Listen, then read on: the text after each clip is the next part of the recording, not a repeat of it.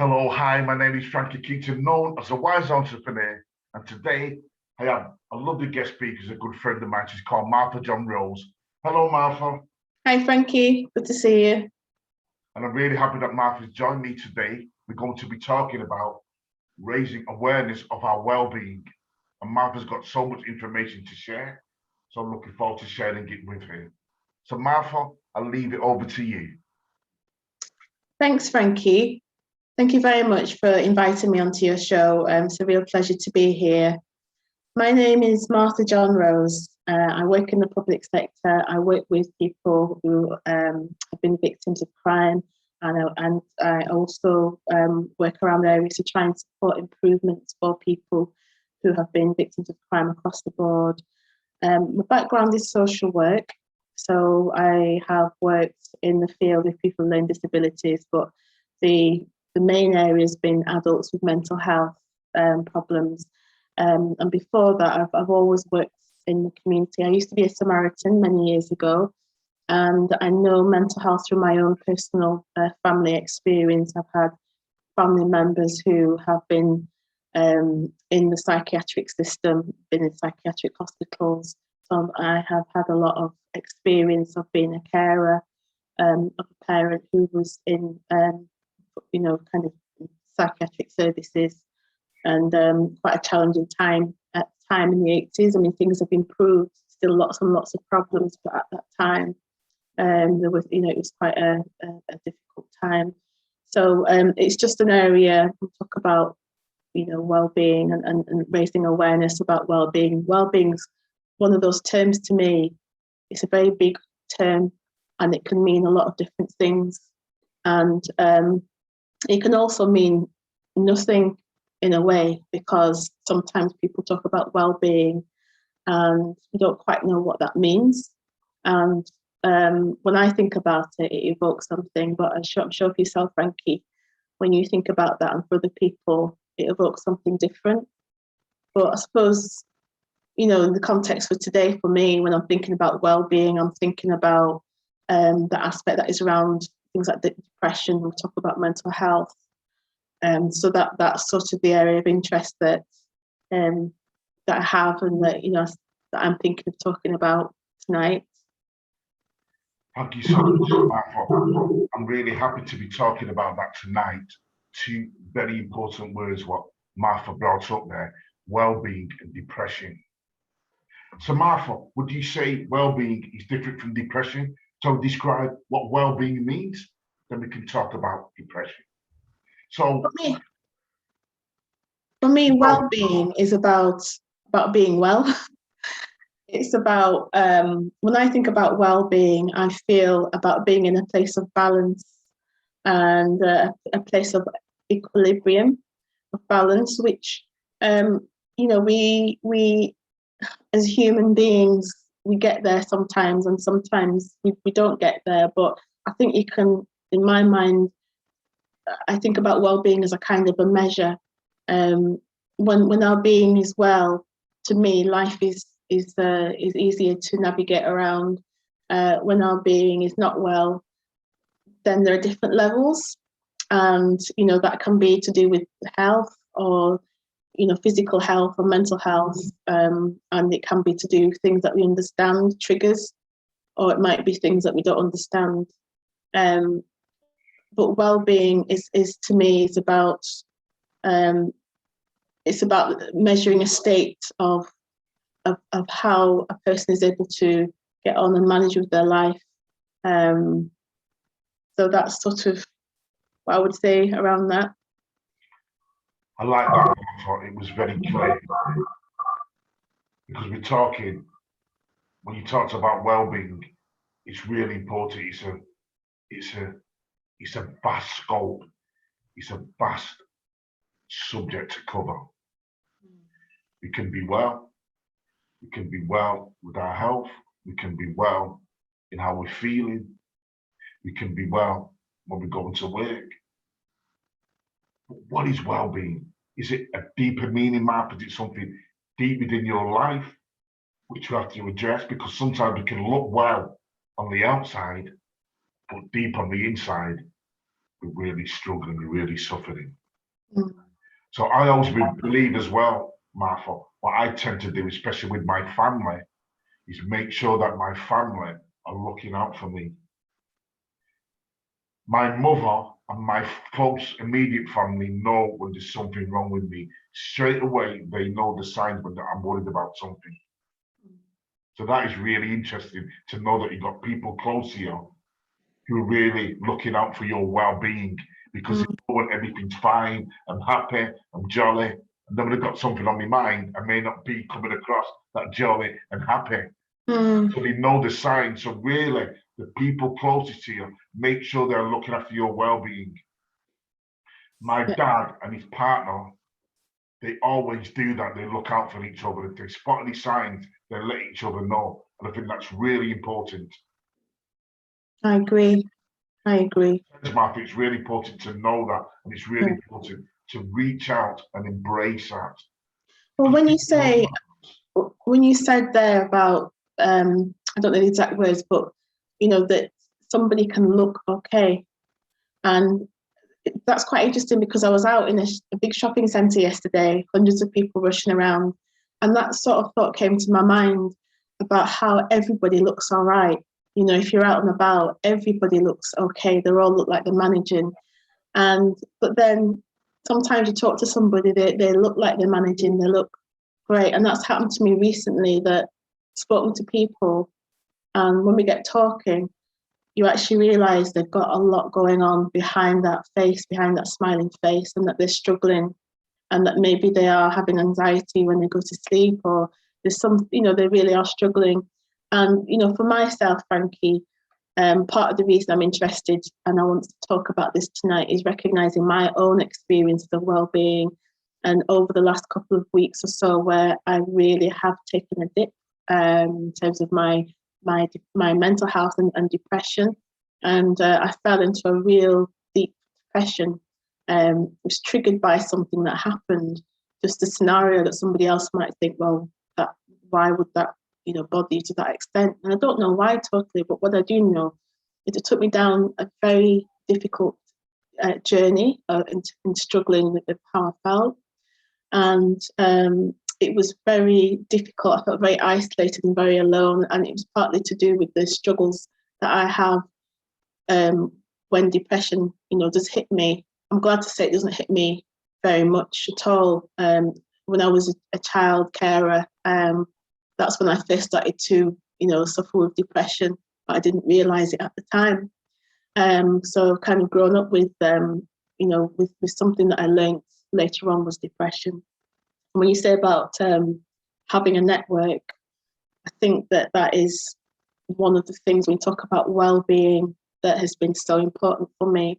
That there are people. There's one friend in particular that I can comes to mind, but there are people who really have held me up and hold me up when things do fall like they did a couple of weeks ago.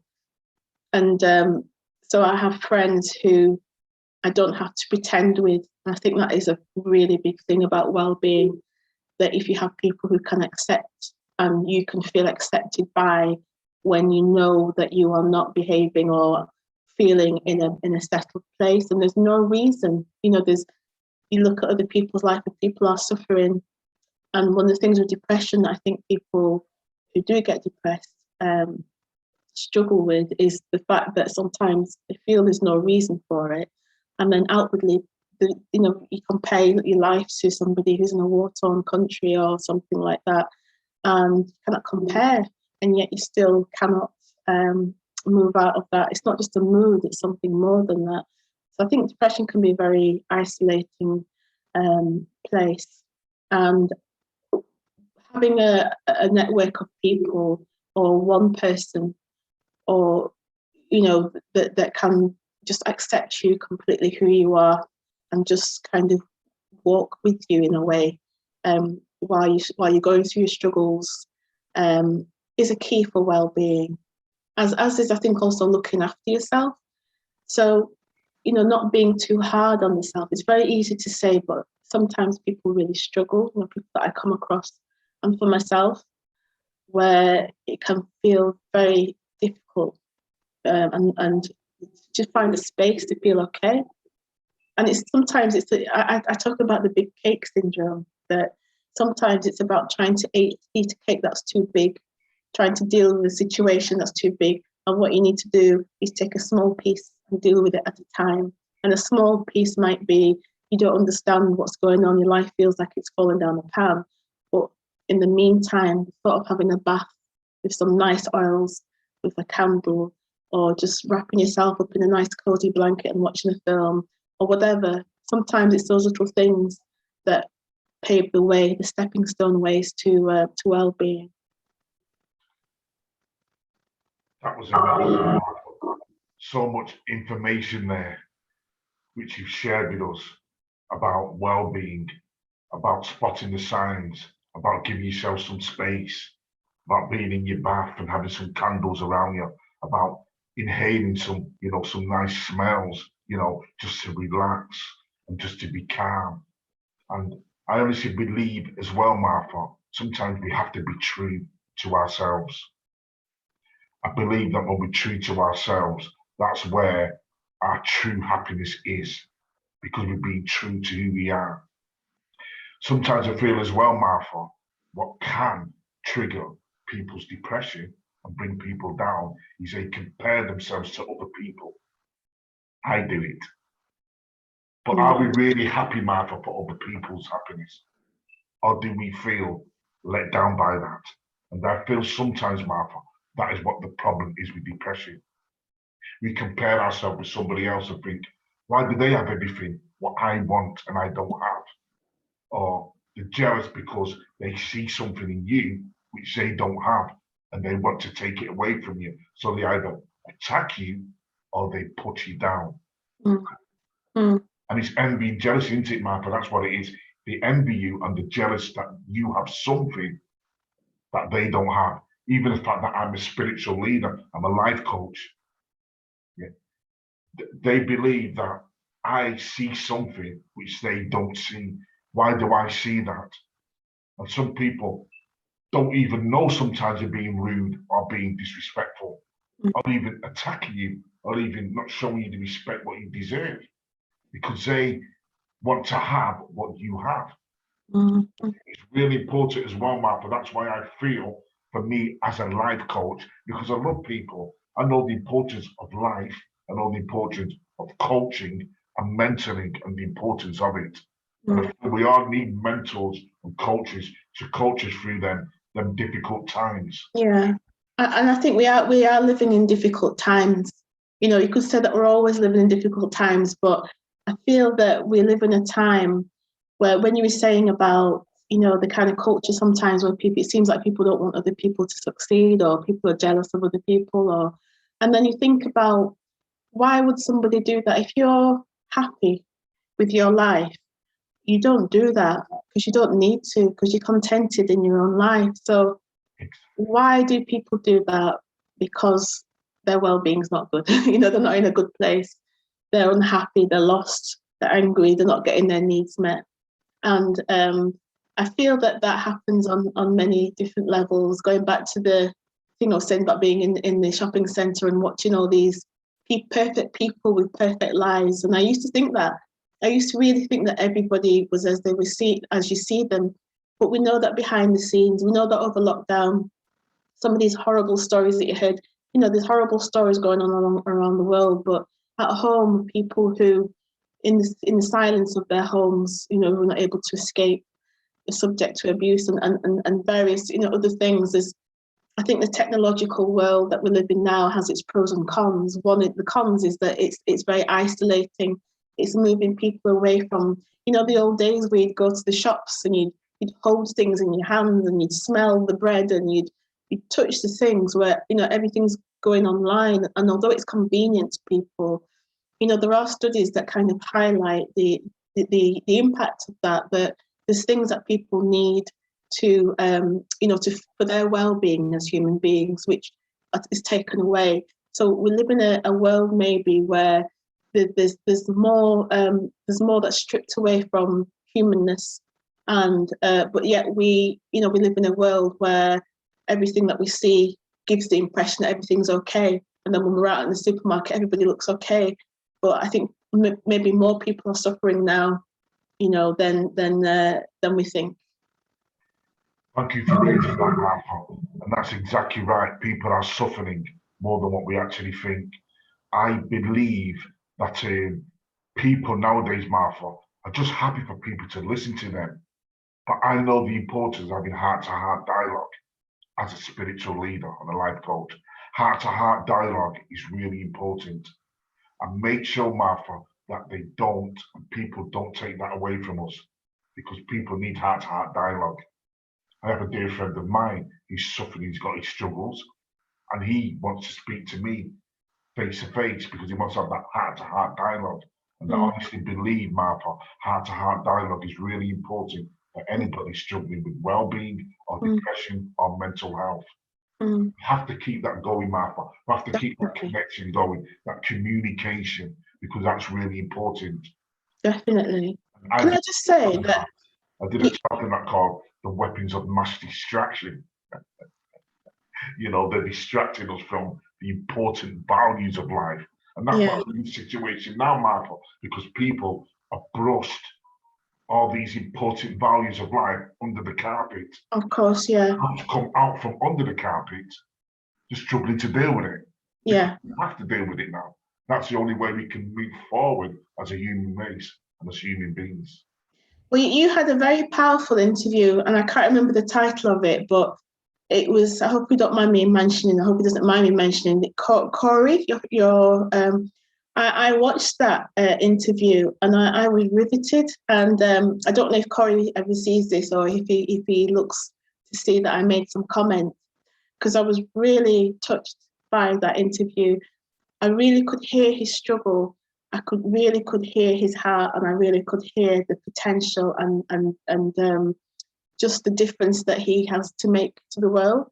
And you know, the thing about depression, I think young people as well, you know, there's good talk about it for a long time, but young people have some challenges that, you know, I am fortunate to say that I didn't have growing up. I think it's a very difficult time.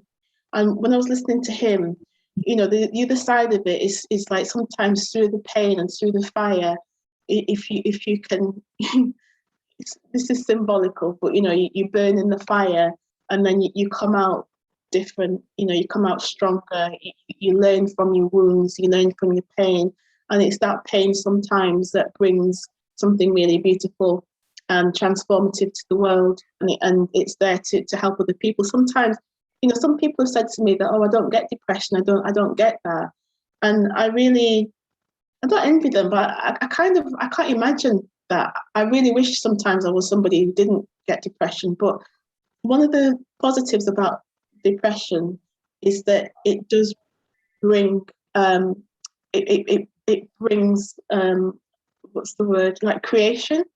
You know, a lot of people, as we know, some of the great people who've gone by in history, whatever, they were people who suffered with depression. It's something that needs to be on the table more. It's something that needs to be open more.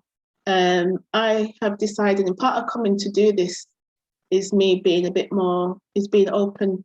I feel like I need to out myself and to accept that I'm somebody that has depression, and that other people also have depression, and that it's okay to have depression. And I always fear that I'm going to lose my job, I'm going to lose my house, I'm going to lose all these things, I'm going to lose my friends because I suffer with depression. And it's something that I have felt ashamed about for myself, never for other people. But it's something that is quite a difficult thing to come out and to be doing this, because something inside of me wants to hide and say, don't show this to your world because people will reject you. And they won't do.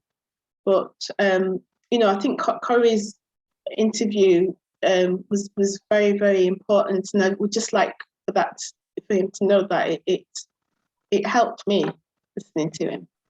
It was amazing you said that, Malcolm, because a lot of people were touched by that interview. They reckon that interview what I had with my good friend Corey would go viral because it was such an important interview, you know, and how people battle mental health. And, you know, we have to be really aware of the dangers, Martha, because mental health, people take their life through mental health. That is the worst thing, the worst aspect of mental health at this moment, Martha. The suicide rate amongst young people in this country is horrendous. That is mental health. Bereavement is mental health. Losing a job can be mental health. Splitting up with a partner or a relationship can be mental health. Doing abuse or harming someone is mental health. Drinking can be mental health. Smoking can be mental health. I feel sometimes as well, Martha, we can hide behind certain bad habits that we do, or hide behind the fact that we're suffering with mental health. And I think what's really important is to, like you talked about, Martha, is not hiding from it, but owning it and embracing it, and remembering that mental health is part of who we are and who that makes up our DNA. Yeah. When we embrace the fact that we all have mental health, we have depression, we can cope with it and deal with it a lot more. We can talk about it because everybody else has mental health and depression. What worries me, Martha, people are in denial of it. That probably can scare me because we all have it. And one day something will trigger off your mental health. It could be even losing a job, simple as that. Or a death in your family, somebody you love very dearly, can trigger mental health. So as long as we're aware, Martha, of the signs and the signals which trigger our well-being and our mental health, then we can address it. There's one thing I've learned, Martha, as I've gotten older, and this is what we're not taught, because I honestly feel that we're taught the wrong values, Martha, is I ask for help. I always ask for help. It's the most important thing as a human being, to ask somebody for help. Mentors and coaches, they need help and support. Sometimes we've got to check in on ourselves to make sure we're not losing our mental health, because we're sometimes dealing with difficult people with difficult problems and difficult issues. But we're not doctors, we're not nurses, we're not psychologists or psychiatrists. We can help people to a certain extent. Don't try and take on people's deeper problems. Just move them onto somebody who can help them. You can always give them help, or move them onto someone who can help them. That's really important. Yeah, definitely. Make sure as well, Martha, that we check in on ourselves, because when, like me myself, I'm used to dealing with difficult people, but sometimes you've got to check in on yourself and think, right, am I well? Am I okay? Because sometimes we can get dragged down, or actually dragged into people's emotions because we care about that person. So we have to have our boundaries. We have to know when to help and when not to help, and what we can do to help and support people. What people have to remember as well, Martha, especially in the UK, we live in a very damp and cold country. You know yourself, Martha, we're people of the sun, like most people are. And that's why, as a spiritual leader, I always like to look up at the stars and admire the stars and admire the moon and the sun, because they're there for our protection. But the sun is so important for people's mental health and well-being, especially people who come from hot climates or Mediterranean countries who come to live in the UK, suffer with a condition called SAD, which brings them down into depression. And because of that, some people actually go back to their country because they're not used to the climate and the coldness of the UK. So remember, ladies and gentlemen, the country we live in and the air, the weather, the sun, the moon, everything around us is really important for our mental health. And we should conduct a heart-to-heart dialogue with it in our heart, because it's there to protect us. Remember that. And we all need the sun. Lack of sun affects vitamin D. That's what I suffer with, lack of vitamin D through lack of sun. So I have to take tablets and supplements. So be aware of that, ladies and gentlemen, the issues what can affect mental health, because some of the issues, we can't help it. We can't help the weather, we can't help the sun. We just know it's there, and it's always shining, and they're always there to protect us. So remember that the weather is really important for our mental health. And when we don't get it, it can affect us and bring us down. That's something that we cannot control. Would you agree with that, Martha? 100%. 100%. You know, sometimes I think as well, certainly not a doctor, so I wouldn't even try to be one. But something that I think you're hitting us quite right is sometimes external factors can cause us to, it can affect our well-being. Sometimes it can be things we're even allergic to, foods and things that we're allergic to, or sometimes people drink, or people will do other things, and there are sort of side effects to that. But yeah, I completely agree with what you're saying, and vitamin D is something that we know within Black and some of the minority communities is a deficiency, and it makes a difference. It does make a difference. But I think going back to something you were saying, I don't know where we're up to in time, but around the fact that, I mean, some people say they don't get to have depression, and I don't know, but it intrigues me that. But I feel that something that is important when you said about looking for the signs or being aware of the signs. There's also the being aware of sometimes when I say the obvious, sometimes somebody's just going around as normal, but you might recognize, well, that person's had a lot on, or you see that there's been things going on in their life, or, overworking or over whatever things that have happened, difficult things that might have happened, and still they're carrying on as oh, everything's happy, everything's okay. And sometimes I think it's just about asking that question in the right way, are you okay? It might not be that actual language that you use, but it might be the fancy a brew and, just opening up that chat in a way that you feel is right with somebody, because I don't go prying, but I have certainly seen that happen recently.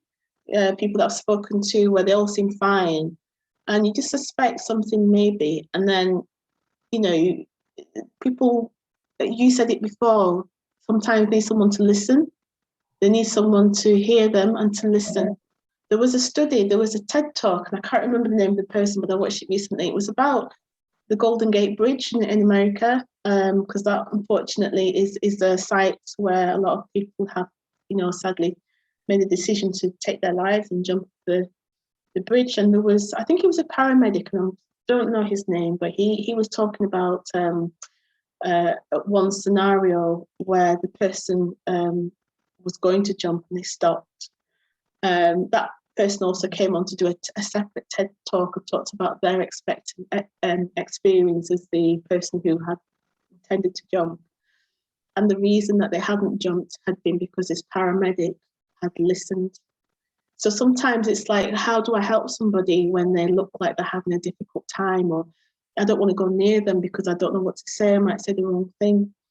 And that seemed to be a key thing, that just feeling listened to, feeling accepted, that people don't kind of cross over the road or show, obvious discomfort, just accepting maybe if there's an opening opportunity to just broach, are you okay with that person if their behaviour is not as it normally is.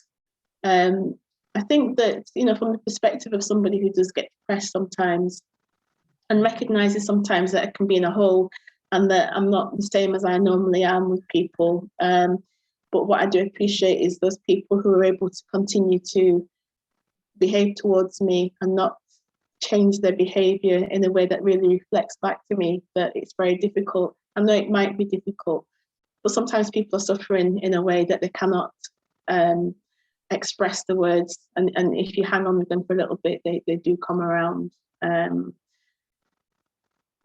Yeah, it cripples them, doesn't it, Martha? Some people can't speak, some people can't talk. It cripples them. It just completely procrastinates their life. And you said something there, Martha, which is really important. Some people want to be listened to. It's just sometimes just a simple attributes of life that, to have gratitude for the simple things in life. When we talk about listening, Martha, it's really important because people think, oh, I'm a good listener. But are we? Because a lot of us, we do selective listening. I can do that. And I think that's why I want to be a coach and a mentor, because the art of coaching and mentoring is listening to that person, really listening. And we call it the white magic. And what that means is the magic of listening to people, not just with your ears, but listen with your eyes, listen with your body, listen with your heart, listen with all your body to listen to that person.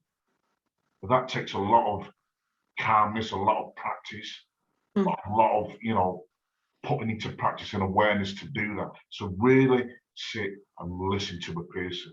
Don't butt in, don't jump in, listen very, very carefully to everything that person's saying. When you do that, Martha, you'd be amazed how that person will open up to you when he knows that you're listening to him. It's incredible.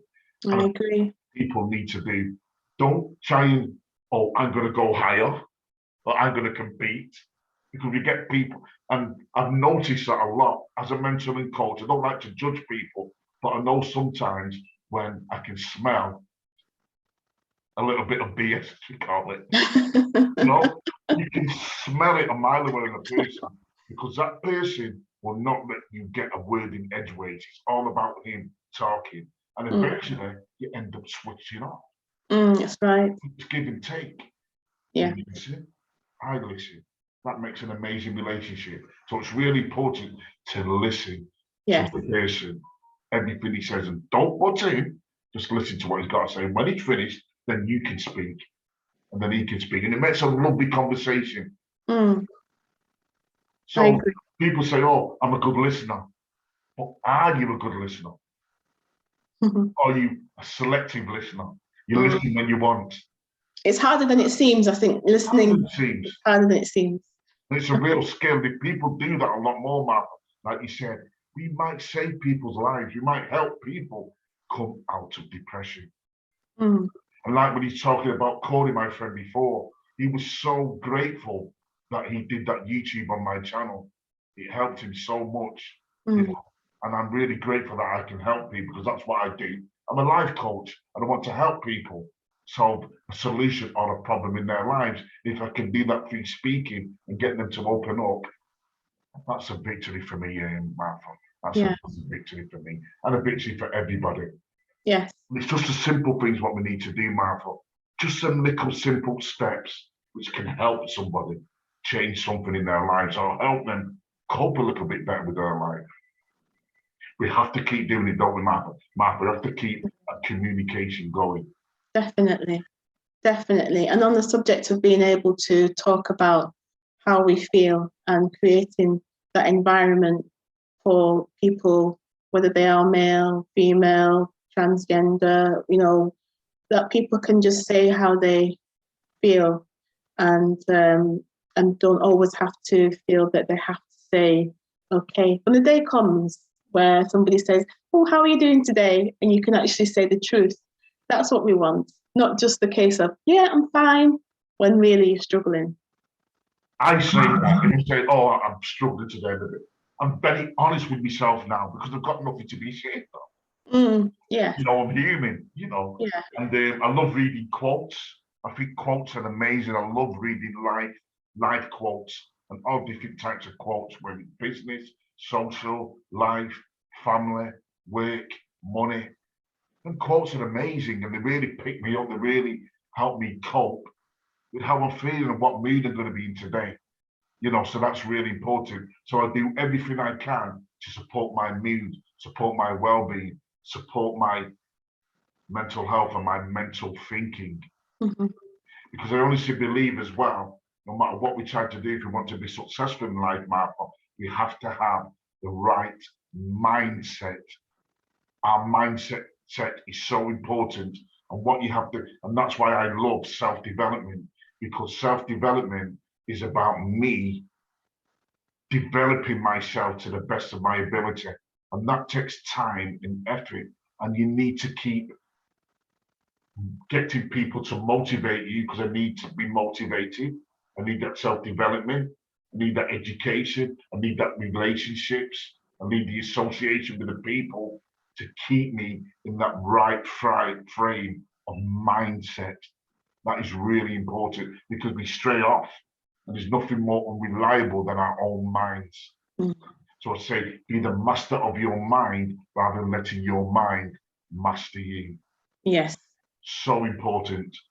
Challenging, but it's so important we do that. Really? If we don't, we can lead down the wrong route or the wrong, paths in life or avenues in life, when we go down that depression route or we go down that, that negative thinking, that irrational thinking route. It's very, very easily done. So it's really important as well, I feel, Martha, that we surround ourselves around the right people. Certainly. People who care about us, Martha, the people who want to help us, the people who want to bring us up, the people who love us.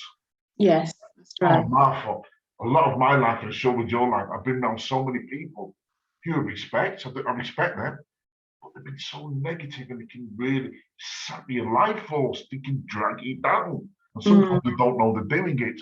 And I've really realized that it's really important that you don't let people do that or don't get sucked into too much negativity. That's right. So, Martha, do you want to leave us with anything before we close down? Well, I'd like to thank you so much for giving me this space. This is a really healing platform, I would say, that you offer to people. It's been really interesting to have the conversation. I think what I would like to leave as the final comment is that depression, if we are people who suffer with depression, it's something to embrace. You said that earlier. And accept ourselves. Let's just accept who we are and take those steps in life that make us feel okay, that are right for us. Let's not compare to others. Let's go to those people who do hold us up and who do support us, and let's encourage a space where we can be ourselves, whoever we are, and that we can speak openly about what well-being means to us if we need to do that.